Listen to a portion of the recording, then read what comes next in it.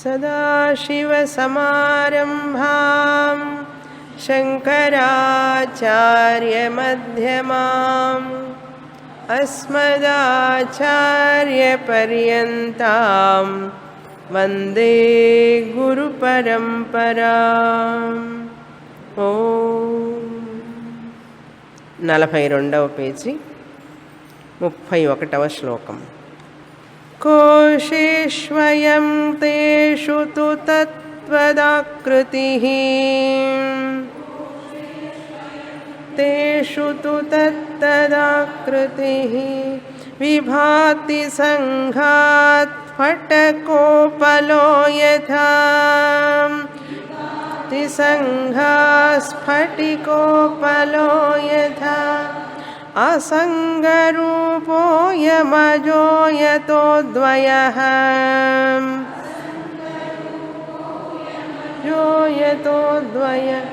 విజ్ఞాయతేస్మిన్ పరతో విచారితే.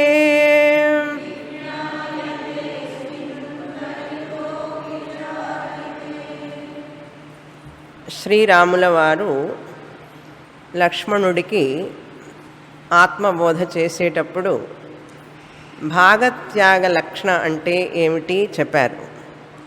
భాగత్యాగ లక్షణ ద్వారా నేను జీవాత్మని పరమాత్మని అని గ్రహించగలుగుతాం.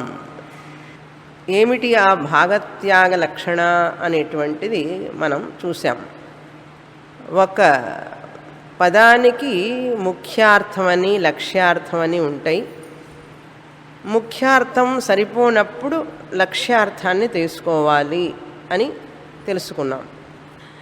ఇక్కడ మహావాక్యం వినేటప్పుడు మనం త్వంపద తత్పద అని 2 పదాలు విచారణ చేస్తాం. త్వంపద అంటే నీవు ఎవరు, నీవు అని నువ్వు అంటున్నప్పుడు, లేక నేను, నేను అంటే ఎవరు. ఈ నేను అనే పదానికి వాచ్యార్థము ఉంది, లక్ష్యార్థము ఉంది. ముఖ్యార్థము ఉన్నది, లక్ష్యార్థం ఉంది. 2 అర్థాలు ఉన్నాయి ఈ నేను అనే పదానికి. అదేవిధంగా దాన్ని త్వం అంటారు. త్వం అంటే నీవు. మహావాక్యంలో తత్ త్వం అసి ఉంది కదా. త్వం అని గురువుగారు నీవు బ్రహ్మానివి అని చెప్పినప్పుడు శిష్యుడు ఏం చెప్తాడు? నేను బ్రహ్మాన్ని అని గ్రహిస్తాడు. నేను అనేటువంటిదేమో ఉత్తమ పురుషం, నీవు అని నేను చెప్పినప్పుడు మధ్యమ పురుష కదా. కనుక నీవు అన్నప్పుడు ఈ నీవు అనేది ఏమిటి? త్వం పద విచారం. త్వం అంటే నీవు. ఈ నీవు తత్ ఆ బ్రహ్మము అన్నారు. త్వం తత్ అది తత్పద విచారం. తత్ అంటే ఆ పరమాత్మ అన్నాం. త్వం తత్ అసి అయి ఉన్నావు. అసి అంటే అయి ఉన్నావు. నీవు ఆ పరమాత్ముడివే అయ్యున్నావు అన్నారు. నీవు జీవాత్మవైన నీవు ఆ పరమాత్ముడైవే అయ్యున్నావు. తత్ త్వం అసి. ఇది మనకు బాగా అర్థం కావాలంటే భాగత్యాగ లక్షణ. మనకు 2 అరచేతులు ఉన్నాయి కదా, 2 చేతులకి అరచేతులు ఉన్నాయి. ఒక అరచేతినేమో త్వంపదంగా తీసుకోండి, మరొక అరచేతినేమో తత్పదంగా తీసుకోండి. ఈ త్వంపదంలో తత్పదంలో 5 ఉన్నాయి, 5 భాగాలు ఉన్నాయి. అవేమిటో చెప్పాను. కారణ శరీరం, సూక్ష్మ శరీరం, స్థూల శరీరం, అహంకారం, తర్వాత చైతన్య ఆత్మ. 5 ఉన్నాయి కదా. ఈ 5 కలిపితే కదా నేను. 3 శరీరాలు, అహంకారం, ప్రతిబింబ చైతన్యం, పరమాత్మ చైతన్యం, బింబ చైతన్యం. ఇది త్వంపదం, ఒక అరచెయ్యి. ఎందుకంటే వేదాంతం అంతా మన అరచేతిలోనే ఉంటుంది ఇట్లా కనుక నేర్చుకుంటే. తర్వాత మరొక అరచెయ్యిని తీసుకుంటే, అరచెయ్యి అంటే సగం చెయ్యి అని కాదు అర్థం, అరచెయ్యి. తత్పదలను తీసుకుంటే పరమాత్ముడికి కూడా 5 ఉన్నాయి. కారణ ప్రపంచ, సూక్ష్మ ప్రపంచ, స్థూల ప్రపంచ, మాయ. ఆయన కూడా ఆత్మ చైతన్యం. ఇప్పుడు ఈ జీవాత్ముడు పరమాత్ముడు ఒకటే అని అంటే శరీర దృష్ట్యా కారణ శరీర దృష్ట్యా కాలేరు, ఒకటే కాలేరు. ఆయనేమో సర్వవ్యాపి, వీడేమో అల్పవ్యాపి. సూక్ష్మ శరీరం కూడా చూస్తే ఆయన సర్వజ్ఞుడు, వీడు అల్పజ్ఞుడు, ఏమీ తెలియదు కనుక ఒకటి కాలేరు.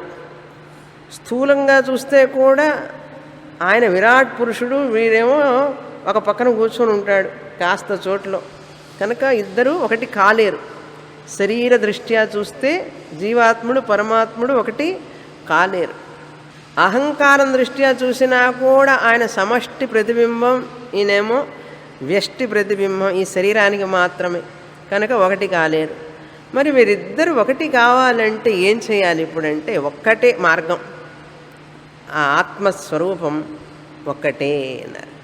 ఇవి తీసేయాలి, ఇటువైపు వ్యష్టిలో 4 తీసేయాలి. 5 - 4, 5 - 4, 5 ఉన్నాయి కదా, మైనస్.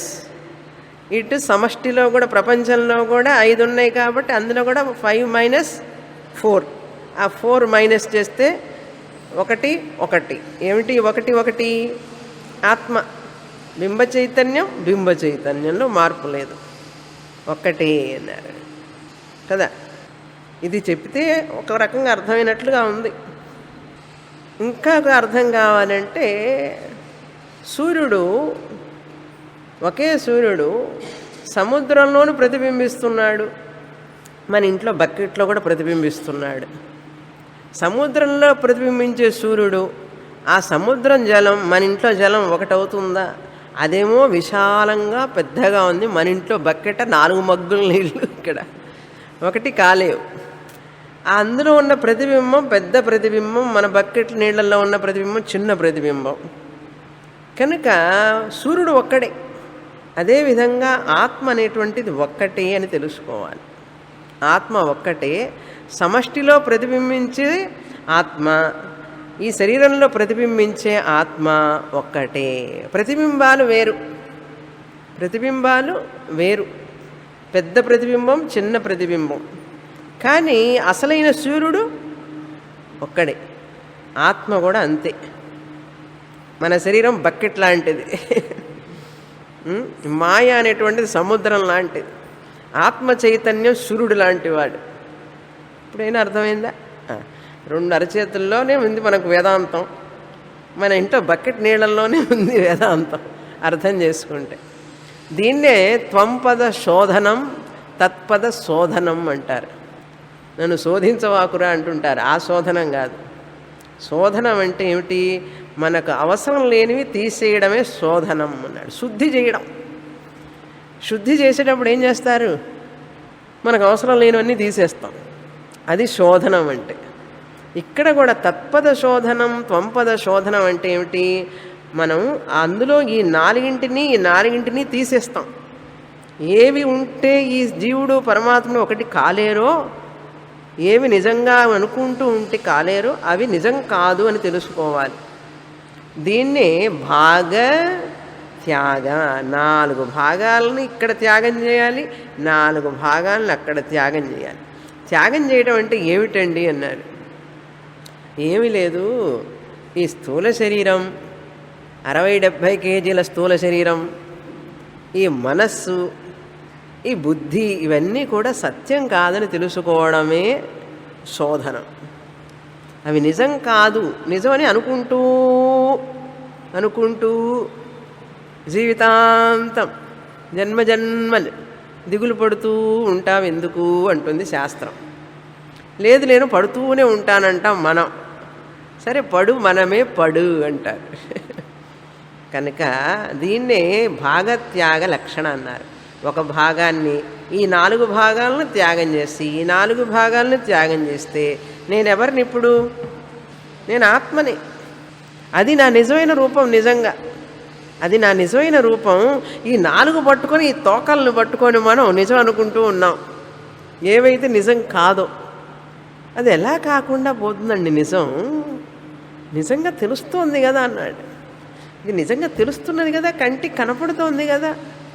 పొద్దున్న లేస్తే రాత్రి పడుకునేదాకా ఎన్ని శ్రమ, దీనికి ఎన్నిసార్లు పోషణ చేస్తున్నాం, ఎన్నిసార్లు బ్రేక్ఫాస్ట్ ఇస్తున్నాం, ఎన్నిసార్లు స్నానం చేయిస్తున్నాం, ఎన్నిసార్లు అన్నం పెడుతున్నాం, ఒకటే రెండా వస్త్రం కట్టి పొద్దున్న నుంచి సాయంత్రం దాకా సోపు చేసి దీనికి ఎన్ని చేస్తే అవుతుంది? ఇది ఎట్లా కాదంటారు అని అంటారు. మీది అది సత్యంగా నీకు అనిపిస్తున్నది, అదే భ్రాంతి అన్నాడు.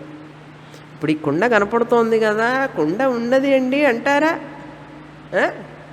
కుండ ఉన్నదా?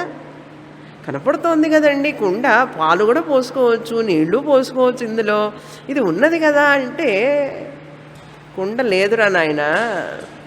కుండ ఉన్నదండి? కుండ అనే పదార్థం ఉన్నదా? లేదు. మట్టి ఉన్నది. కుండ అనే వస్తువు ఉందా? బాగా ఆలోచించండి. కుండ అనే వస్తువు ఉందా? మరి కుండ అనేది ఎక్కడున్నది? మనం నాలిక మీద ఉన్నది. ఊరికి అంటాం, అది అంతే, కుండ అంటాం. నువ్వు కుండ అని ఏదైతే అంటున్నావో అదేమిటి? మట్టి. లేదండి, మట్టి ఉంది, కుండ ఉంది. మట్టి ఉన్నది, కుండ ఉన్నది అన్నారనుకోండి, అప్పుడు నేనేమంటాను? నేను మట్టిని తీసుకుంటాను, నువ్వు కుండ తీసుకో అన్నా. నేను మట్టి తీసుకుంటా, నువ్వు కుండ తీసుకో, సరిపోతుంది కదా. తీసుకోగలరా? తీసుకోలేరు. కాబట్టి ఉన్నది ఒక్కటే, ఇక్కడ రెండు లేవు. ఉన్నది ఒక్కటే, కానీ ఉన్నట్టుగా కనపడుతోంది, బాగా తెలుస్తున్నది, దేన్ని లేదు అని అనడానికి వీల్లేదు మనకు. కానీ బుద్ధితో గ్రహించాం ఏమని? అది మట్టి తప్ప కుండ అనేది లేదు అని చెప్పి తెలుసుకున్నాం. తెలుసుకున్నారా లేదా? ఇప్పుడు చూస్తున్నప్పటికీ కూడా హాయ్ కుండ చేతిలో పెట్టుకుని, అరచేతిలో పెట్టుకొని మీ కళ్ళారా చూస్తూ కూడా ఏమంటున్నాం? లేదంటున్నాం. చూసారా? ఇప్పుడు బయట వాళ్ళని ఎవరన్నా పిలిచి అడిగితే మనం కుండ లేదంటే మనందరికి పిచ్చి అంటారు వాళ్ళు. ఇప్పుడు వాళ్ళు పిచ్చివాళ్ళ, మనం పిచ్చివాళ్ళ? మీరు చెప్పండి. వాళ్ళు పిచ్చివాళ్ళు. ఎందుకంటే వాడు ఇంత వివరంగా వినలేదు కనుక. ఇది బయట వాళ్ళకి అర్థం కాదు, మీకే అర్థం అవుతుంది. అదేవిధంగా ఈ కుండ ఉంది చూసారా, ఈ శరీర కుండ, తోలు తిత్తి ఇది తూటులు 9 తుస్సు మనుట ఖాయం. ఓ జీవా తెలుసుకో అపాయం. ఇది నిజం అనుకుంటున్నావు నువ్వు. ఎన్ని కోశాలలో ఉంది ఇప్పుడు చెప్తున్నారు ఇందులో 31వ శ్లోకంలో. ఇలా త్వంపద తత్పద శోధనం చేసిన తర్వాత నువ్వేం చేయాలి తెలుసా? ఈ ఒక్కొక్క అనాత్మని, కారణ శరీర అనాత్మ, స్థూల శరీర అనాత్మ, సూక్ష్మ శరీర అనాత్మ, ఇవన్నీ అన్నమయ కోశ, ప్రాణమయ కోశ, మనోమయ కోశ, విజ్ఞానమయ కోశ, ఆనందమయ కోశ, 5 కోశాలని ఇందులో తీసేయాలి. ఈ 4 కలిపి 3 కలిపి 5 కోశాలండి. ఏమిటి 3? అన్నమయ కోశం స్థూల శరీరం, ప్రాణమయ మనోమయ విజ్ఞానమయ సూక్ష్మ శరీరం, కారణ శరీరం ఆనందమయ కోశ. 3 శరీరాల 5 కోశాలైంది. కోశేషు అయం తేషు తు తత్తదాకృతి. ఆ ఆత్మ చైతన్యం ఆ ఆకారాన్ని పొందినట్లుగా కనపడుతుంది. జనం ఏమనుకుంటారు? దేహమే ఆత్మ అంటాడు చార్వాకుడు, దేహాత్మవాది. లేదయ్యా ప్రాణమే ఆత్మ అంటాడు ప్రాణాత్మవాది. ప్రాణ ఉపాసన చేసే వాళ్ళందరూ ప్రాణం లేకపోతే ఏముందండి ఈ శరీరం, కనుక ప్రాణమే ఆత్మ అని అంటారు ప్రాణాత్మవాదులు. కోశేష్ అంటే 5 కోశాలు.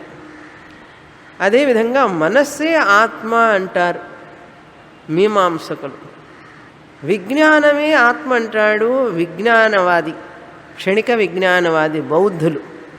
వీళ్ళెవ్వరూ కరెక్ట్ కాదు.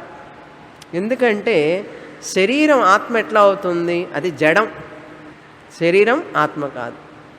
ప్రాణం కూడా జడం, అది ఆత్మ కాలేదు. మనస్సు మారుతూ ఉంటుంది, ఎప్పుడు వికారం చెందేటటువంటి మనస్సు ఆత్మ కావడానికి వీల్లేదు. ఆత్మ వికారం లేనటువంటిది. విజ్ఞానం కూడా మారుతూ ఉంటుంది, అది కూడా ఆత్మ కాదు. ఆత్మ అంటే ఏమిటి అన్నారు, చెప్పారు ఇందాక. విభాతి సంఘాత్ స్ఫటికోపలోయథ.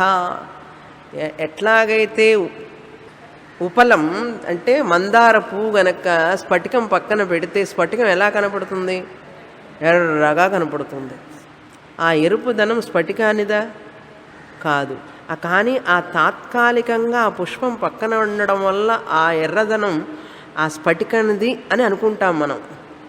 కానీ అది స్ఫటికానికి సంబంధించింది కాదు, అది పుష్పానికి సంబంధించింది. ఆ ఎరుపుదనం స్ఫటికానికి ఏం రంగు ఉందండి? ఏమి రంగు లేదు. అది ఈ పుష్పం రంగు. అది సత్యమా అసత్యమా?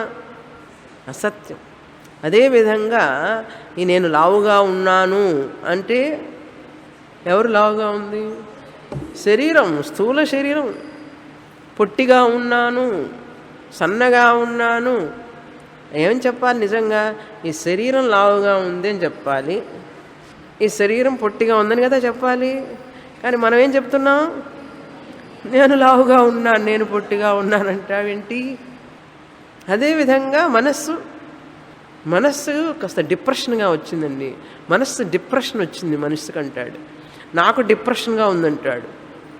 I'm depressed. మనస్సుకు వచ్చిన డిప్రెషన్ నీకెట్లా వస్తుంది? మనస్సుది డిప్రెషన్ వచ్చిన మనస్సుని తెలుసుకునేవాడివి నువ్వు, కానీ నీకు డిప్రెషన్ రాలేదు. ఆనందం కానీ దుఃఖం కానీ ఇవన్నీ మనసుకు వస్తున్నాయి, అవి నీకు కాదు. కానీ మనమేం చెప్తాం? నాకు డిప్రెషన్గా ఉందండి. ఎంత పొరపాటు చేస్తున్నామో చూసారా మనం? నాకు బాగా తెలుసు, నాకు తెలియదు, ఇవన్నీ విజ్ఞానం. ఇవన్నీ ఎవరికి? బుద్ధికి, విజ్ఞానమయ కోశానికి, మనకు కాదు.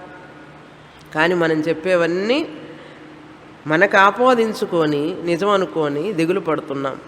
అదే చెప్పారు, విభాతి సంగాత్. ఎట్లాగైతే ఆ స్ఫటికం పక్కన పుష్పం ఉన్న కలర్ దానికి వచ్చినట్లుగా అనిపిస్తుందో, ఈ ఆత్మ చైతన్యానికి కూడా ఈ యొక్క శరీర ధర్మాలన్నీ, కోశ ధర్మాలన్నీ దాని మీదికి ఆపాదించుకొని అవి నావి అని అనుకుంటున్నాను నేను. ఎంత చెప్పినా కూడా వినదు కదా మనస్సు. రామకథ, రామగీత చెప్పులు వేసుకోగానే మర్చిపోతాం కదండి. చెప్పులు వేసుకోకముందే మర్చిపోతాం. పూర్ణమద అనేటప్పుడే మర్చిపోతాం. అసంగ రూప అయం. నిజంగా ఈ క్రిస్టల్ ఉంది చూసారా, స్ఫటికం, అది కొంచెం రంగుని ఏమైనా పూసుకుంటుందా? నిజంగా అసంగ కదా అది.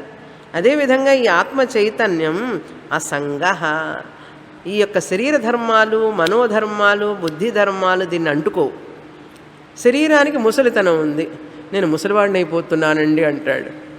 శరీరం ముసలిది అవుతున్నదిరా, నువ్వు ముసలివాడి అవడం లేదని తెలుసుకోవద్దు. శరీరానికి వ్యాధి వస్తుంది కానీ నాకు కాదు వ్యాధి. ఈ విధంగా మనం అర్థం చేసుకోవాలి. అందుకని ఏం చెప్పారు ఇక్కడ 3వ లైన్లో? అసంగ రూప. నేను వీటితో సంబంధం లేని వాణ్ణి, నన్ను అవి అంటుకోలేవు. ఎందుకంటే అజహ, నాకు పుట్టుక లేదు. ఈ శరీరానికి అన్నమయ కోశానికి పుట్టుక ఉంది, మనోమయ కోశం, విజ్ఞానమయ కోశం ఇవన్నీ కూడా పుట్టినాయి, కానీ నేను పుట్టలేదు. అజహ అన్నారు. యతః అద్వయ. ఈ కారణం చేత నేను అద్వయ అంటే ఒక్క ఆత్మస్వరూపాన్నే నేను అన్ని శరీరాల్లో ప్రతిబింబిస్తున్నాను. నేను ఒకే ఆత్మస్వరూపాన్ని. ఆమె వేరు, ఆయన వేరు, నేను వేరు, ఇవన్నీ శరీర రూపంగా వేరు వేరు, కానీ ఆత్మరూపంగా అందరం ఒక్కటే. ఎన్ని ఆత్మలు ఉన్నాయి? మీలో ఒక ఆత్మ, నాలో ఒక ఆత్మ. ఎన్ని ఆకాశాలు ఉన్నాయండి? మీ ఇంట్లో చోటు ఉంది, మా ఇంట్లో చోటు ఉంది, ఈ హాల్లో చోటు ఉంది. కనుక రకరకాల చోట్ల ఇవన్నీ ఒకే ఆకాశం, ఒకే చోటు, ఈ విధంగా కనపడుతోంది. అదేవిధంగా ఒకే ఆత్మ అన్ని శరీరాలని జీవింపజేస్తున్నది. అద్వయ విజ్ఞాయతే అస్మిన్ పరితః విచారితే. దీన్ని బాగా విచారం గనక చేస్తే, విచారం అంటే ఏమిటి? క్లాస్కి వచ్చి కూర్చుంటే అది విచారం అంటే. ఇంట్లో కూర్చొని నేను ఒకటే విచారం చేస్తున్నానండి అన్నాడు. ఆ విచారం నువ్వు సపరేట్గా చేయక్కర్లేదు, ఆల్రెడీ చేస్తూనే ఉన్నావు. ఇక్కడ విచారణ, నోట్స్ పుస్తకం పెట్టుకొని, రామగీత పెట్టుకొని చేతిలో చూసుకుంటూ అప్పుడప్పుడు ఒక్కొక్క పాయింట్ రాసుకుంటూ నిద్ర వస్తే మళ్ళీ నిద్రపోకుండా అది విచారితే అన్నారు. అది విచారితే అన్నది. అట్లా విచారిత అంటే పరితః అంటే పరిపూర్ణంగా, స్పష్టంగా, శ్రద్ధతో, భక్తితో తెలుసుకోవాలి అనేటటువంటి ఆతృతతో పరితః. అస్మిన్ విజ్ఞాయతే. అస్మిన్ అంటే ఈ ఆత్మను నేను తెలుసుకుంటాను. ఈ శరీరంలో ఉన్నటువంటి ఆత్మని నేనే ఈ శరీరాలన్నింటిలో ఉన్నాను, ఈ 5 కోశాల్లోనూ ఉన్నాను.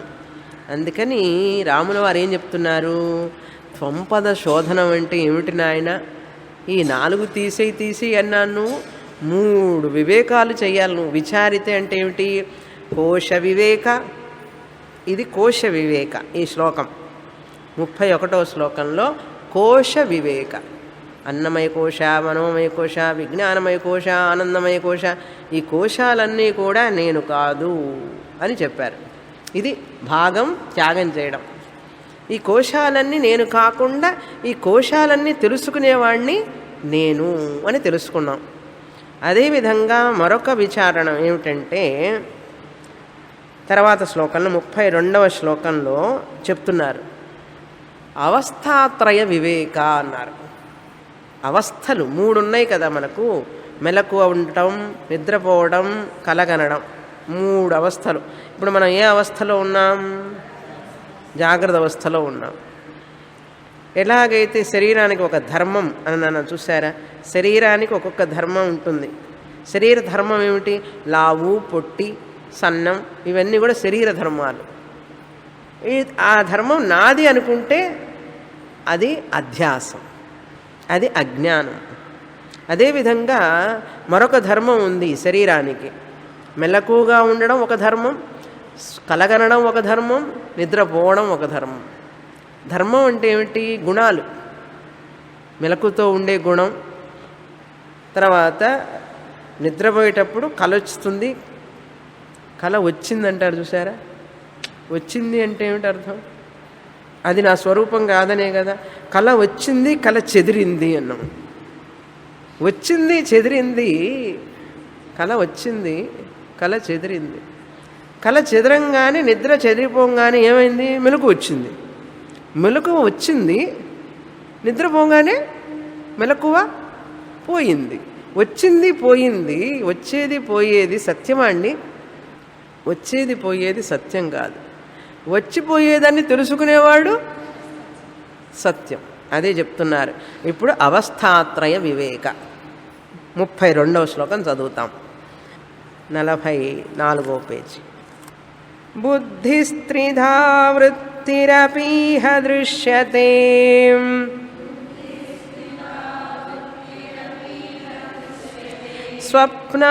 స్వప్నాదిభేదేన గుణత్రయాత్మనః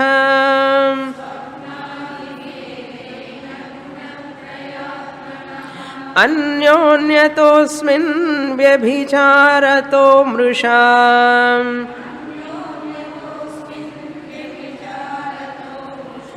నిత్యే పరే బ్రహ్మణి కేవలో శివే.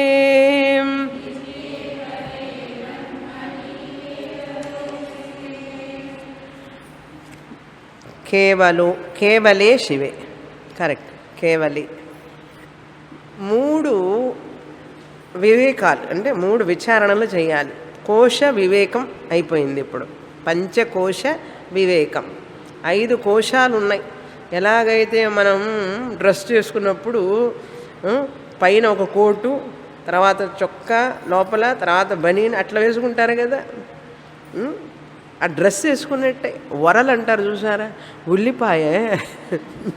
ఉల్లిపాయకి పొరలు ఉంటాయి కదండి. పై పొర తీసేయండి, ఇంకొక పొర తీసేయండి, ఇంకో పొర తీస్తే ఏం మిగులుతుంది లోపల, ఏమి ఉండదు. ఈ అరటి తొప్ప కూడా ఉంటుంది, అరటి తొప్ప, అరటి చెట్టు ఒకది బోధ, అది తీసేస్తూ ఉండండి, ఏముంటుంది, ఏముండదు. అరటి ఊచ ఉంటుంది అన్నాడు. అరటి ఊచ కూడా దానిలో బోధలో భాగమే కదా. అదేవిధంగా ఈ ఒక్కొక్కటి తీయాలి. ఇప్పుడు మనందరం ఏంటి, పంచకోశాలు నేను కాదన్నాం.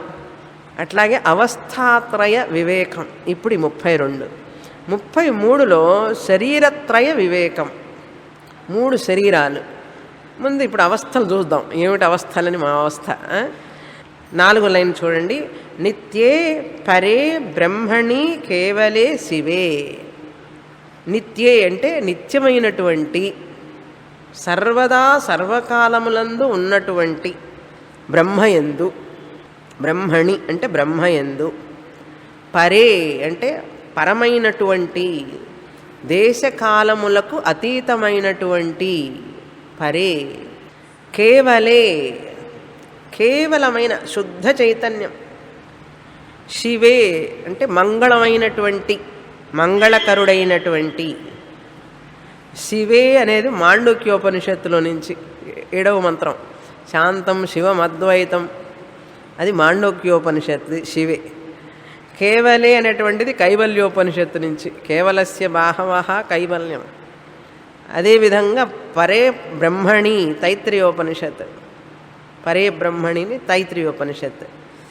ఈ యొక్క ఆత్మ నిత్యమైనటువంటి, పరమైనటువంటి, కేవలమైనటువంటి శివుడు, శివస్వరూపమైనటువంటి. శివుడు అంటే ఇక్కడ మంగళస్వరూపం. దృశ్యతే అన్నీ కనపడుతున్నాయి ఈ ఆత్మయందు. ఇటువంటి ఆత్మస్వరూపమునందు దృశ్యతే కనిపిస్తున్నాయి. కనిపిస్తున్నాయి అంటే అర్థమైంది అక్కడ, ఆ మాటలోనే తెలిసిపోతుంది. కనిపిస్తున్నాయి, దృశ్యతే అంటే నిజం కాదు అని అర్థం. ఏం కనిపిస్తున్నాయట? బుద్ధి 3 విధాలుగా. బుద్ధి స్త్రిధా దృశ్యతే. బుద్ధి వృత్తి త్రిధా ఇహ దృశ్యతే. ఇహ అంటే ఈ శరీరమునందు బుద్ధి ఉన్నది కదా, బుద్ధివృత్తి, వృత్తి ఉన్నది కదా, మనస్సు, ఆలోచన. ఇప్పుడు నేను మాట్లాడేవన్నీ మీరు వింటున్నారు కదా. సత్వగుణ ప్రధానంగా ఉన్నప్పుడు మెలకువ. ఇదే ఉద్ధవ గీతలో చెప్పబడింది. కృష్ణుడు ఉద్ధవుడికి చెప్తున్నాడు, సత్వాత్ జాగరణం విద్యాత్. సత్వగుణం ప్రధానంగా ఉంది. ఇప్పుడు మీకు నేను చెప్పేవన్నీ అర్థమవుతున్నాయి అనుకుంటాను. సత్వగుణం ప్రధానంగా ఉన్నప్పుడు జాగ్రత్త స్థితి అని తెలుసుకో. మెలకువ అంటారు దాన్ని, మెలకువతో ఉండడం. సత్వాత్ జాగరణం విద్యాత్. శ్రీకృష్ణ పరమాత్మ ఉద్ధవుడికి చెప్తున్నాడు. రజసా స్వప్నం ఆవిషేత్.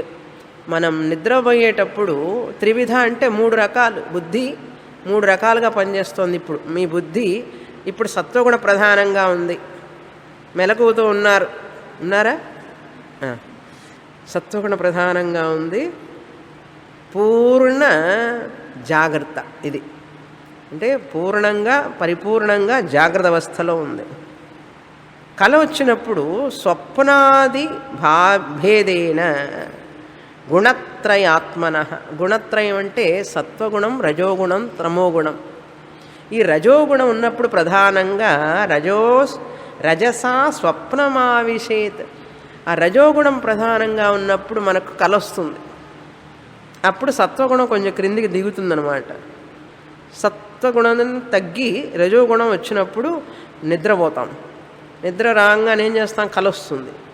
ఆ కలలో మన వాసనలన్నీ, మనసులో ఉన్న వాసనలన్నీ కూడా బయటకు వస్తాయి. ఆ వాసనలన్నీ కూడా వచ్చి కలకంటూ ఉంటాం. ఆ కళ జరుగుతూ ఉంటుంది, స్వప్నం. అప్పుడు మనస్సు పూర్ణ వికాసం కాదు, అర్ధ వికాసం. మనస్సు రికార్డు చేస్తారు కదా. ఇప్పుడు మీరు రికార్డ్ చేస్తున్నది మీ మనస్సు. నేను చెప్పేవన్నీ రికార్డ్ చేస్తుంది. రాత్రికి నిద్రపోగానే స్వామిని కళలో రామగీత చెప్తున్నారు, వస్తుంది. పూర్తిగా వస్తున్నదే పోనీ రాదు. అసలు రాకుండా ఉన్నదంటే లేదు. అర్థ వికాస మనః ఇప్పుడు రిజిస్టర్ చేసుకుంటుందన్నమాట, రికార్డింగ్. అక్కడేం చేస్తుంది? కళలో రీప్లే. ఇంట్లో వీసీఆర్, వీసీపీ ఉందా? వీసీఆర్ అంటే వీడియో క్యాసెట్ రికార్డర్.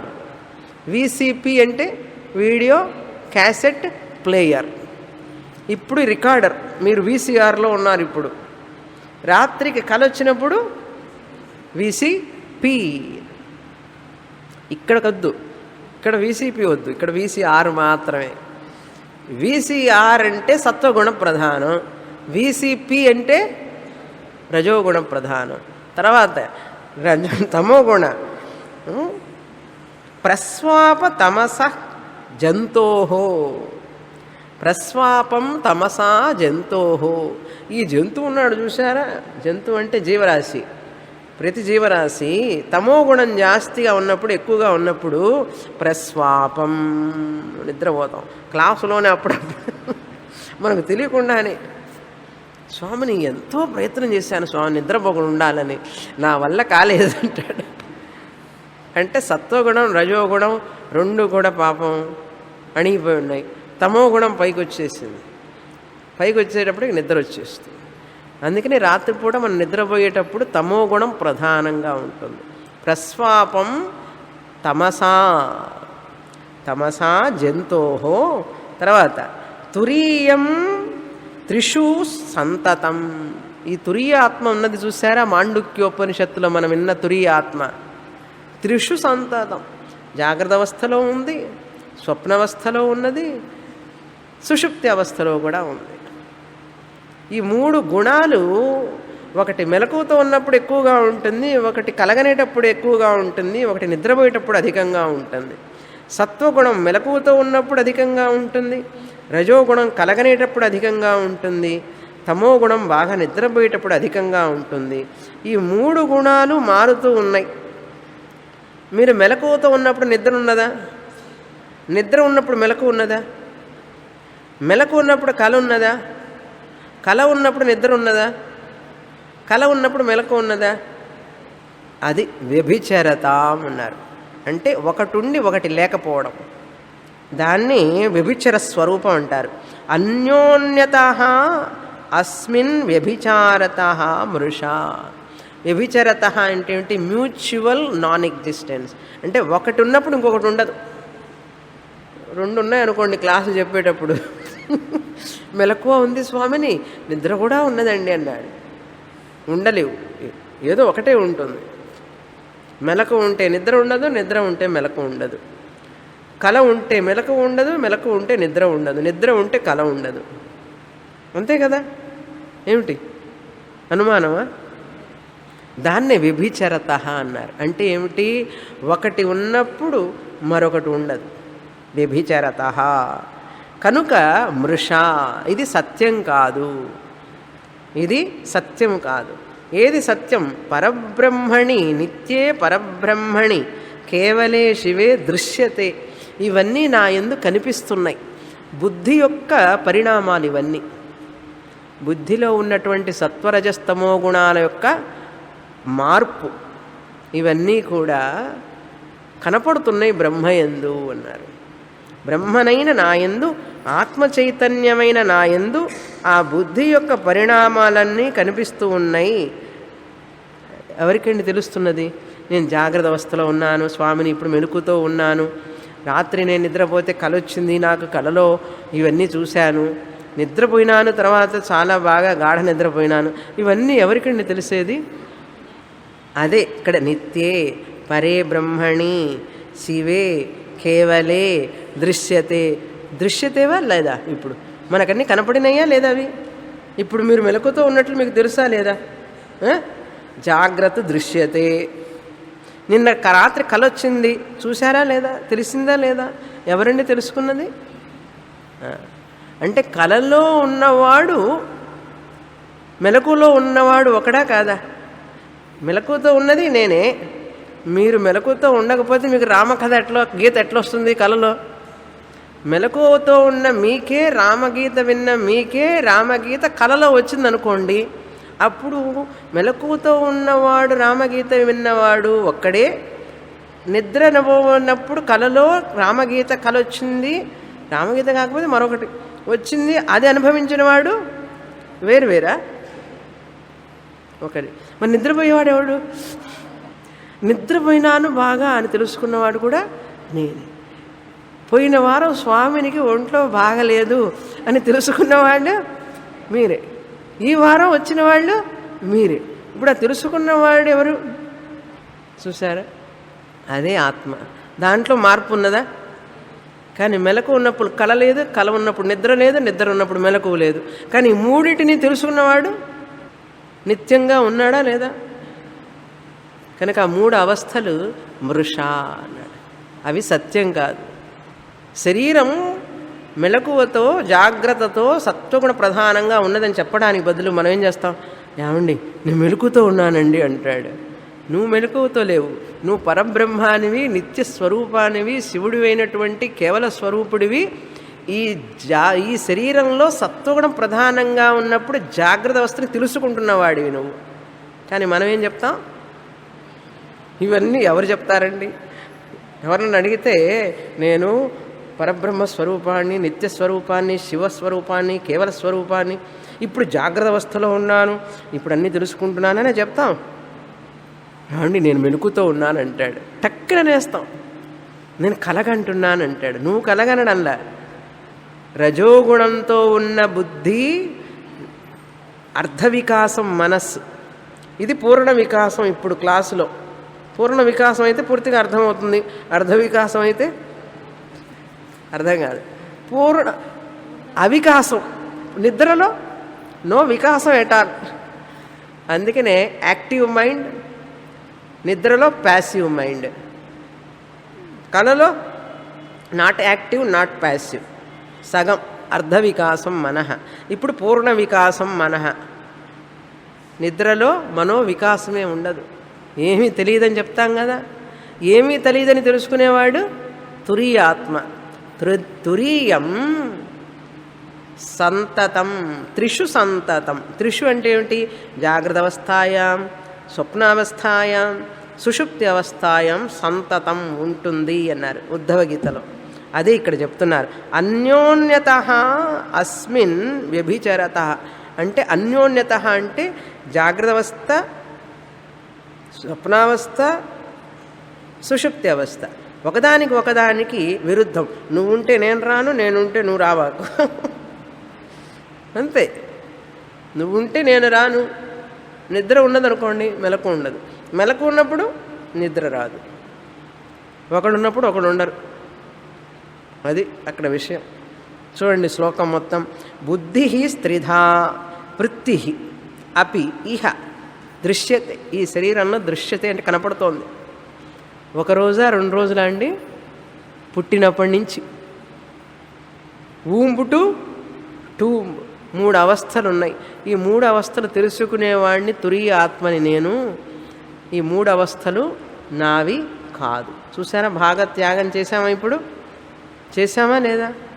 ఇలా చేస్తేనే నేను బ్రహ్మస్వరూపాన్ని చెప్పగలం. దీన్ని అంటికి పెట్టుకుని దీంతో 3 అవస్థలతో 3 అవస్థలు పడుతూ నేను బాగా నిద్రపోయినానండి రాత్రి. నేను నిద్రపోలే, తమోగుణం బాగా ప్రిడామినెంట్ అయిపోయి శరీరం నిద్రపోయింది. ఇప్పుడు నేను ఉంటున్నాను అంటున్నావు. నేను వినడంలా. బుద్ధి సత్వగుణ ప్రధానంగా ఉండి ఈ శరీరం ద్వారా ఈ రామగీతని గ్రహిస్తున్నది అని చెప్పి ఆత్మనైన స్వరూపమైన నేను ఈ 3ంటిని ప్రకాశింపజేస్తున్నాను, 3 అవస్థలని ప్రకాశింపజేస్తున్నాను నేను అని తెలుసుకోకుండా కూర్చొని నేను క్లాసులో చూడండి ఎంత పొరపాటు చేస్తున్నామో మనం. చేస్తూ బాగా తెలియగలవాళ్ళం అనుకుంటుంటాం మనం. అది వేరే. ఆత్మనైన నేను ఇప్పుడు రామగీత క్లాసులో ఈ శరీరాన్ని జాగ్రత్త అవస్థ సత్వగుణ ప్రధానంగా ఉన్న దాంట్లో నేనున్నాను. రాత్రికి ఈ శరీరమే నిద్రపోయినప్పుడు కల వచ్చినప్పుడు దీనికి నేను తురీయాత్మని, ఆ స్వప్నాన్ని తెలుసుకుంటూ ఉన్నాను, స్వప్నాన్ని ప్రకాశింపజేస్తున్నాను. స్వప్నాన్ని జడం కదండి మనస్సు, అది ఎలా పనిచేస్తుంది? స్వప్నాన్ని ఎలా కంటుంది? ఈ రామగీత వినాలన్నా నేను తురీయాత్మను ఉంటేనే వింటుంది ఈ బుద్ధి. అది కలకనాలన్నా నేను తురీయాత్మను ఉంటేనే అది కలగంటుంది. నేను తురీయాత్మను ఉంటేనే అది నిద్రపోతుంది. నేను లేకుండా జాగ్రత్త లేదు, స్వప్నం లేదు, సుషుప్తి లేదు. నేను లేకుండా నేనంటే ఎవరు? తురీయాత్మ లేకుండా, నేను లేకుండా ఈ సత్వగుణం, రజోగుణం, తమోగుణం ఇవి లేవు. బుద్ధి అంతకంటే లేదు. ఈ బుద్ధి, ఈ గుణాలు, ఈ అవస్థలు ఇవన్నీ కూడా ఎవరి యందు జరుగుతున్నాయి? ఎవరి యందు కనపడుతున్నాయి? నా యందు, ఆత్మనైన నా యందు. ఒక శరీరమా? అన్ని శరీరాల్లో. ఇది సత్యం, పరమ సత్యం.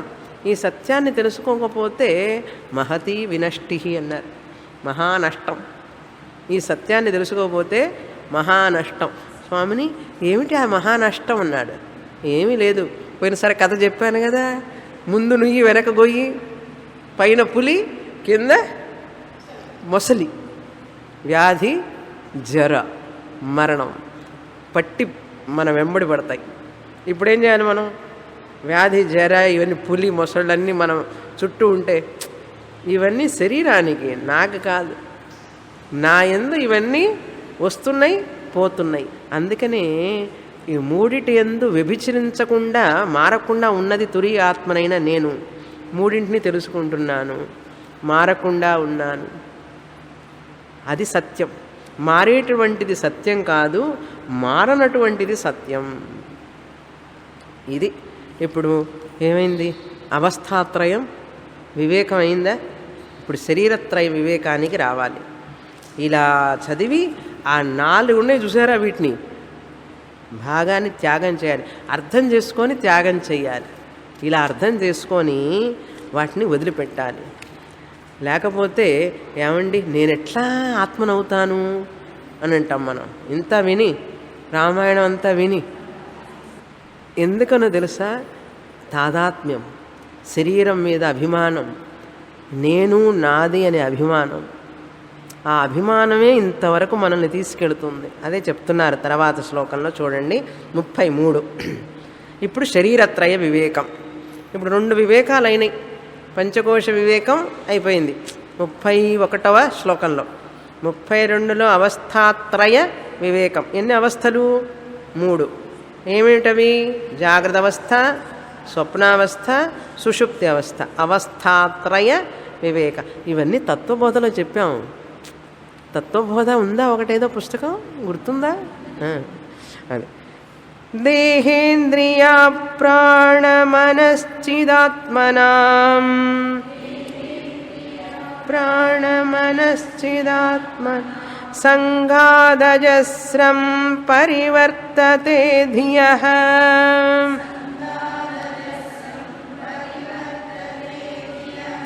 వృత్తిస్తమో మూలతయా జ్ఞలక్షణయా స్తమో మూలతయా జ్ఞలక్షణ యావద్భవేత్ తావదసౌ భవోద్భవః భవేత్ తావదసౌ తెలుగులో భవేద్భవః ఉంది, భవోద్భవః అని రాసుకోండి. భవేద్భవః ఆల్సో కరెక్ట్, ఓన్లీ తప్పు కాదు. భవోద్భవః బెటర్. ఇప్పుడు 3 శరీరాల గురించి చెప్తున్నారు. దేహ, ఇంద్రియ, ప్రాణ, మనః చిదాత్మనాం సంఘాద్ అజస్రం పరివర్తతే ధియః. దేహ అంటే శరీరం, ఇంద్రియ అంటే ఇంద్రియాలు, పంచ జ్ఞానేంద్రియాణి పంచకర్మేంద్రియాణి ఇంద్రియాలు. తర్వాత మనస్సు, మనస్సు అంటే మనస్సు. చిదాత్మ ప్రాణం ఒకటి ఉంది మధ్యలో, 5 ప్రాణాలు. మనః మనస్సు, చిదాత్మన అంటే ప్రతిబింబ చైతన్యం. చిదాత్మనాం అంటే ప్రతిబింబ చైతన్యం. చిదాత్మనాం సంఘాతం అజస్రం పరివర్తతే ధియః.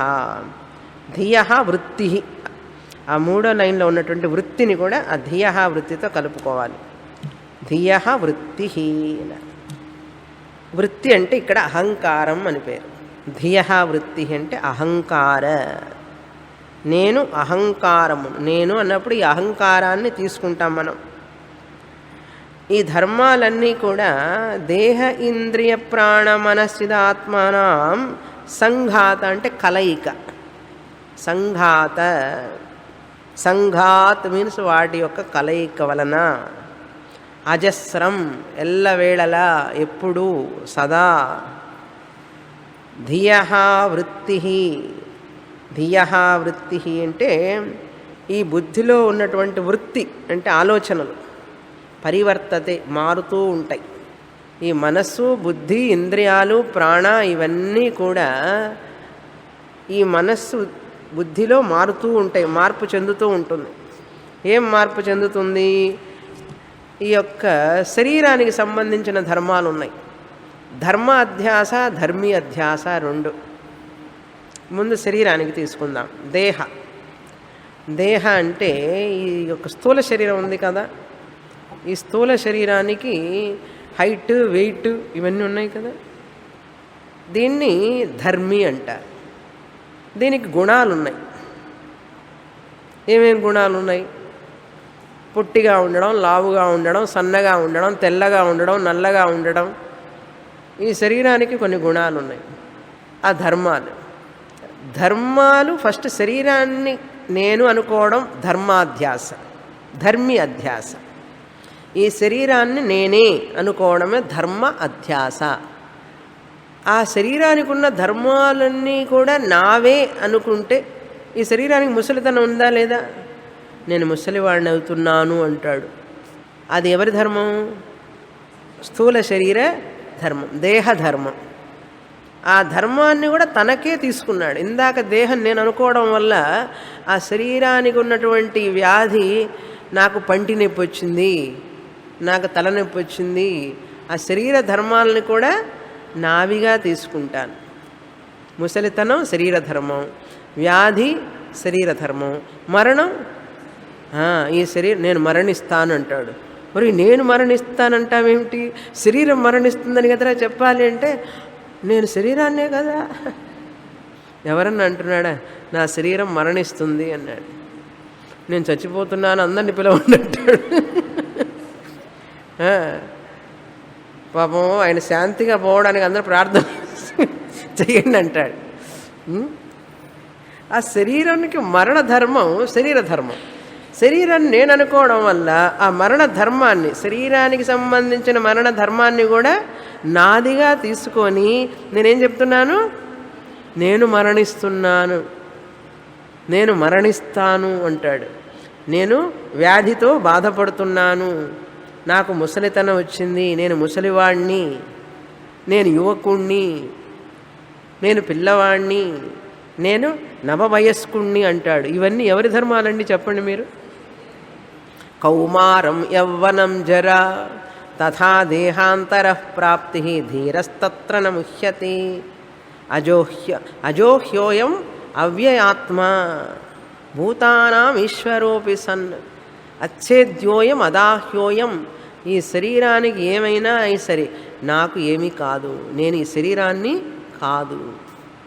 కానీ అలా చెప్తున్నామా మనం?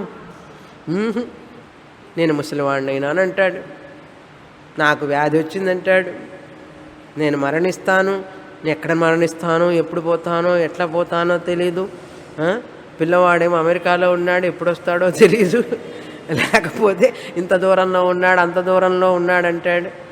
పిల్లవాడు పక్కనున్నా కూడా ఆఫీసుకు పోతే నేనేం చేసేది అంటాడు. అందుకని మరి ఆఫీసుకు పోవాకరా ఇక్కడే ఉండంటాడు. అంటే ఏమిటి అర్థం? శరీరాన్ని తాననుకొని, శరీర ధర్మాలైనటువంటి ముసలితనము, వ్యాధి, మరణాలు కూడా తనకే అనుకొని చెప్పేటప్పుడు ఎట్లా చెప్తాడు? ఈ విధంగా చెప్తాడు. ఇంతకంటే ప్రూఫ్ ఏం కావాలి వీడి అజ్ఞానానికి? చెప్తున్నారు అదే అజ్ఞ లక్షణ అన్నారు. ఇది ఒక అజ్ఞానానికి లక్షణం అండి అన్నాడు. అలా చెప్పేవాళ్ళందరూ అజ్ఞానంలో ఉన్నట్లే కదా. కానీ మనం ఏం చెప్పాలి? ఏమండి ఈ శరీరం ముసలిదైపోతున్నది అని చెప్పొద్దు, అలా చెప్పండి ఇక నుంచి. శరీరం ముసలిదైపోతున్నది, పాపం పాపం పాపం పాపం అంటే కంపాషన్. పాపం శరీరానికి ఏదో బాధ వచ్చినట్టుంది. శరీరానికి పోయిన వారం ఏదో బాధపడింది పాపం, తలనొప్పి వచ్చి వామిట్ అయ్యి స్టూడెంట్స్ అందరినీ భయపెట్టి బాధపడింది అన్నాడు. కొంతకాలానికి ఇదేమంటే కాలగర్భంలో కలిసిపోతుంది. ఇట్లా కదా చెప్పాలి. ఇలా చెప్పాలా, అలా చెప్పాలా? ఇలా చెప్పాలి. ఇలా చెప్పమని చెప్తున్నారు రాములు వారు. దేహ ఇంద్రియాలకు సంబంధించినవి. కళ్ళు బాగా కనపట్టలేదనో, ముక్కు వాసన పనిచేయడం లేదండి అంటాడు. జలుబు చేస్తే ఏం పని చేస్తుంది? తర్వాత చెవులు వినపట్టలేదంటాడు. మిషన్ పెట్టుకున్నా వినపట్టలేదండి అన్నాడు. చెవులు వినపట్టం లేదు, కళ్ళు కనపట్టం లేదు, ముక్కు వాసన తెలియడం లేదు, నాలుగు పోని రుచి తెలుస్తుందిరా అంటే అది తెలియడం లేదు. నాకు రుచి తెలియడం లేదంటాడు. ఏమని చెప్పాలి? నా నాలుక మీద రుచి పోయిందండి అని చెప్పొద్దు. కానీ మనం ఏం చెప్తున్నాం? అసలు రుచి తెలియడం లేదండి డాక్టర్ గారు, నాకు ఏదన్నా టానిక్ ఇవ్వండి అంటాడు. ఈ శరీరానికి కొంచెం ఏదైనా టానిక్ ఇవ్వండి, దీనికి నాలుకకి రుచి తెలియడం లేదనే చెప్పాలి. అట్లా చెప్పటం లేదు కదా మనం. ఇంద్రియాలు ఇవన్నీ కర్మేంద్రియాలు. నా చెయ్యి పనిచేయడం లేదండి అంటాడు, చెయ్యి తిమ్మిరిగా ఉంది అంటాడు. చెయ్యి పనిచేయడం లేదు, దాని ధర్మం అది, అది నీ ధర్మం కాదు. కాలు నొప్పిగా ఉంది, నా కాలు నొప్పిగా ఉంది అంటాడు. కాలు నువ్వు కాదు కదా, కాలుకి పాపం నొప్పిగా ఉందనాలి. ఎంత చక్కగా మాట్లాడుతున్నామో అనుకుంటాం మనం, శాస్త్రం మనల్ని చూసి నవ్వుతుంది. దేహ ఇంద్రియ, తర్వాత ప్రాణం. ప్రాణం చెప్పక్కర్లేదు, శ్వాస రావడం లేదండి బాగా అన్నారు. అక్కడ హాస్పిటల్ ఐసీయూలో పెడతారు, వెంటిలేటర్స్ పెట్టి మనకి వాళ్ళే పంపిస్తారు, మనమేం ప్రయత్నం చేయకుండా పంపిస్తారు. ఎందుకని అంటే గాలి తీసుకోలేకపోతున్నానండి అంటాడు. గాలి నువ్వు తీసుకోలేకపోతున్నావా, శరీరం తీసుకోలేకపోతున్నదా? శరీరంలో ఉన్న ఊపిరితిత్తులు తీసుకోలేకపోతున్నాయి గాలి, నువ్వు కాదు. కానీ మనం ఏం చెప్తాం?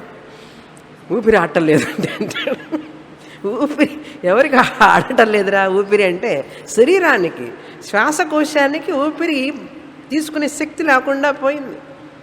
అది శరీర ధర్మమే కానీ నాది కాదు. ప్రాణధర్మాన్ని నేను తీసుకున్నాను.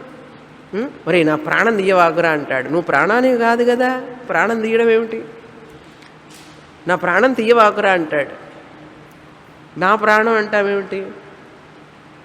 నువ్వు ప్రాణానికి కాదు కదా, తీస్తే ఏమైంది, పోతే పోని అంటాడు. అట్లా కాకుండా ఇంకోటి అంటాం, వాడు నా ఆరో ప్రాణం అండి, వాడు నా ఆరో ప్రాణం అండి, మా మనవడు నాకు ఆరో ప్రాణం అన్నాడు. అబ్బాయి ఏమైంది? అబ్బాయి ఆరో ప్రాణం కాదా? కోడలు వచ్చిన తర్వాత అబ్బాయి, కోడలు వచ్చిన తర్వాత అబ్బాయి మనవడు ఆరో ప్రాణం అన్నాడు. నా ఆరో ప్రాణం అంటే ఏమిటి అర్థం? ప్రాణం అది జడం, ఇంద్రియాలు జడం, దేహం జడం, ఇవన్నీ జడమే కదా. నువ్వు అవి నేను ఎందుకు అనుకుంటున్నావంటే అదే కదండి మాయ అంటే, దాని గొప్పతనం. ఇంకా ఆగలేదు, అయిపోలేదు. దేహ, ఇంద్రియ, ప్రాణ, మనస్సు. మనస్సును చూసారా? ఇంకా దాని సంగతి చెప్పాలి. ఎందో మనస్సు కొంచెం నలతగా ఉందండి, నాకేం బాగలేదంటాడు. నాకేం బాగలేదంటే మనసుకు బాగలేదని కదా చెప్పాలి. నా మనస్సుకి కొంచెం డిప్రెషన్ వచ్చింది అని చెప్పాలి. నాకు డిప్రెషన్ వచ్చిందంటాడు. నా మనస్సుకి కొంచెం డిప్రెషన్ వచ్చిందండి అన్నాడు. అంటే మనస్సుకి డిప్రెషన్ వచ్చిందని ఎవరు తెలుసుకునేవాడు వేరు, మనస్సు వేరు. అంతేగాని నాకు డిప్రెషన్ వచ్చిందని అనకూడదు. ఎందుకంటున్నాం మనం? మనస్సుతో ఒకటైపోయినాం, తాదాత్మ్యం. ధర్మ అధ్యాస, ధర్మి అధ్యాస, దాని యొక్క గుణాలు కూడా నేను తీసుకున్నాను. అందుకని మనసులో కోపం, తాపం, ఈర్ష, అసూయ, డిప్రెషన్, సప్రెషన్, అప్రెషన్ అన్నీ ఉంటాయి. మీరు దాన్ని మార్చలేరు. మరి ఏమిటండి చెయ్యాలంటే అది నేను కాదు అని చెప్పి అట్లా చూస్తూ ఉండు, అంతే, ఇంకేం చేయలేం. అవన్నీ జరుగుతూ ఉంటాయి మనస్సులో. ఈ కాసేపు ఉంటుంది, ఎప్పుడు డిప్రెషన్గానే ఉంటుందో అది లేదు. మళ్ళీ కాసేపు వస్తే ఇంకా దానికి అంతే ఉండదు, ఆనందమో ఆనందం. మళ్ళీ కాసేపు అయిన తర్వాత ఊసర వెళ్ళిలాగా మారుతుంది అది. ఊసర వెళ్ళి చూసారా, రంగులు మారుస్తూ ఉంటుంది. మన మనస్సు కూడా అంతే. మనకే ఒక్కొక్కసారి ఒక రకంగా అనిపిస్తుంది, ఏమిటి పాడు ఈ మనసు ఇట్లా మారుతూ ఉండే, నిన్న బాగానే ఉన్నాను కదా, ఇంతలోకి ఎందుకు ఇట్లా బిహేవ్ చేశాను, ఇంత చెడ్డ పేరు తెచ్చుకున్నాను వీడందరి చేత అని అనిపిస్తుంది. మళ్ళీ మంచివాడైపోతాడు కాసేపటికి. మళ్ళీ రేపు చూడండి, మళ్ళీ ఏదో ఒక సిచ్యువేషన్ వస్తుంది, మళ్ళీ మారిపోతాడు. ఇది ఒకరోజు కథ, అంతులేని కథ, అంతులేని కథ అన్నారు. మనస్సు, ప్రాణ, ఇంద్రియ, చిదాత్మనాం అంటే అవన్నీ కూడా సంఘాత. ప్రతిబింబ చైతన్యం ఉంది కదా, అహంకారం. ఈ అహంకారం వలన ఇవన్నీ ప్రాబ్లమ్స్. ఈ అహంకారం ఏమనుకుంటోంది? ఇది నేనే, నావే అనుకుంటున్నది. ఆ చిత్తుని మర్చిపోయింది, చిదాభాసాన్ని పట్టుకుంది. ఆ పట్టుకొని బాధపడుతోంది. అవసరమా ఇవన్నీ? రాములు వారు చెప్తున్నారు అవన్నీ అవసరం లేదు. పరివర్తతే ధియ వృత్తి, ఇవన్నీ కూడా మనస్సులో ఉన్నటువంటి మార్పుల వల్ల వస్తున్నటువంటి ఇవన్నీ లక్షణాలు. తమో మూలతయా అగ్నిలక్షణ, ఇలా అనిపించడానికి కారణం ఏమిటండి? అసలు ఈ ఇంద్రియాలు శరీరానికి మనసుకి బుద్ధికి ఉన్నవన్నీ లక్షణాలని చెప్పి నావని నేను ఎందుకు అనుకుంటున్నాను అంటే ఒకటే కారణం, తమోమూల. తమోమూల అంటే మూలా విద్య. తమోమూల అంటే మూలా విద్య, రూట్ కాజ్ ఇగ్నరెన్స్, ఆత్మ అజ్ఞానం. రామగీత చదవకపోవడమే కారణం, భగవద్గీత చదవకపోవడమే కారణం, మాండూక్యోపనిషత్తు చదవకపోవడమే కారణం, మూలా విద్య. అగ్నిలక్షణ, అగ్నిలక్షణ అంటే తూలా విద్య, తూలా విద్య అంటారు. యావద్ భవేత్ తావత్ అసౌ భవోద్భవ, ఈ విధమైన ఆలోచన నీకు ఎంతకాలం అయితే ఉంటుందో, శరీరానికి ఉన్న బాధలు, మనస్సువి, ఇంద్రియాలు ఇవన్నీ కూడా నావేని అనుకుంటూ ఉంటావు చూసావా, ఎంతకాలం అయితే నీకు ఉంటుందో అంతకాలం నీకు జనన మరణాలు ఉంటాయి. భవ ఉద్భవ, మరలా పుట్టడం, చనిపోవడం, పుట్టడం, సాపు, పుట్టుకలతోనే సరిపోతుంది ఇవన్నీ ఉన్నంతసేపు. అప్పుడు ఈ చావు పుట్టుకలు లేకుండా ఉండాలంటే ఏం చేయాలి? మనోబుద్ధ్యహంకార చిత్తాని నాహం నచ శ్రోత్రజిహ్నే నచ ఘ్రాణనేత్రే నచ ప్రాణసంజ్ఞో నవై పంచవాయు, నేను ఈ ప్రాణాలు కాదు, మనస్సు కాదు, బుద్ధి కాదు, ఇంద్రియాలు కాదు, ఇవన్నిటినీ ఈ జడ శరీర ఇంద్రియ మన బుద్ధిని అన్నిటినీ కూడా పనిచేయించేవాడిని ఆత్మ చైతన్యాన్ని నేను అని తెలుసుకున్నవాడికి సంసారం ఉండదు, దిగులు ఉండదు, చింత ఉండదు. కనుకేం చేయాలి? వచ్చే వారం మళ్ళీ రావాలి క్లాస్.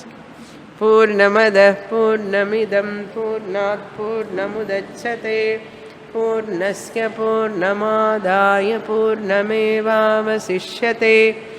ఓం శాంతి శాంతి శాంతి. హరి ఓం. శ్రీ గురుభ్యో నమః. హరి ఓం.